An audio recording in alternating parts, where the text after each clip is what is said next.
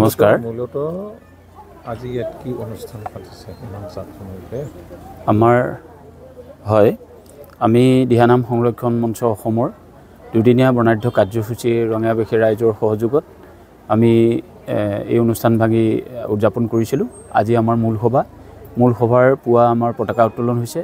সন্মানীয় সভাপতি ডক্টৰ প্ৰশান্ত খাউণ্ডদেৱে আমাৰ পতাকা উত্তোলন কৰিছে। পতাকা উত্তোলনৰ পিছতে আমাৰ বন্তি প্ৰজ্বলনৰ কাৰ্যসূচী আছিলে, ইতিমধ্যে সমাপন হৈছে। বন্তি প্ৰজ্বলনৰ পিছতেই আমাৰ 2000 নামতি একেলগে এভাগ নাম পৰিৱেশন কৰিছে। তাৰ পিছতে আমাৰ এই মূল সভা আৰম্ভ হৈছে। এই মূল সভালৈ আমাৰ যিসকল অতিথিক নিমন্ত্ৰণ কৰিছিলোঁ ইতিমধ্যে আমাৰ অতিথিসকল আহি পাইছে আৰু আপোনালোকে শুনি ভাল পাব যে আমাৰ এই মূল সভাত আমাৰ কেইজনমান বিশিষ্ট ব্যক্তিক আমি সম্বৰ্ধনা জনাম, যিসকল লোক সংস্কৃতিৰ গৱেষক লোকেন্দ্ৰ হাজৰিকাকে প্ৰমুখ কৰি কেইবাগৰাকী বিশিষ্ট ব্যক্তিক আমন্ত্ৰণ কৰি আনিছোঁ। আৰু এই সভাখন শুভ উদ্বোধন কৰিবৰ কাৰণে অসম সাংস্কৃতিক সঞ্চালকালয় সন্মানীয় শ্ৰীযুত সুদৰ্শন ঠাকুৰদেৱক আমি নিমন্ত্ৰণ কৰিছোঁ। উপস্থিত হৈছে কি উদ্দেশ্য দিহানামক লৈ কি উদ্দেশ্য?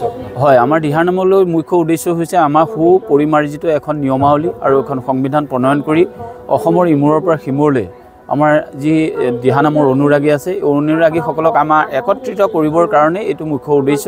আৰু ইতিমধ্যে আপোনালোকে শুনি ভাল পাব যে আমাৰ এই দিহানাম সংৰক্ষণ মঞ্চই এই একত্ৰিত কৰিবৰ কাৰণে আৰু এই সুপৰিমাৰ্জিত সুপৰিকল্পিতভাৱে আমাৰ যিখন নিয়মাৱলী সংবিধান প্ৰস্তুত কৰা হৈছে ইতিমধ্যে আমাৰ জিলাসমূহলৈকো দিয়া হৈছে। আৰু ইয়াৰ জৰিয়তে আমি এই সুসংহত আৰু সুপৰিমাৰ্জিত আৰু সুপৰিকল্পিতভাৱে আমাৰ এই অনুষ্ঠানটিৰ জৰিয়তে সমগ্ৰ অসমৰ দিহানাম অনুৰাগীসকলক একত্ৰিত কৰি এই দিহানাম ভাগ এটা নিৰ্দিষ্ট ৰূপত ৰাখিবৰ কাৰণে আমি এই ব্যৱস্থাটো কৰা হৈছে।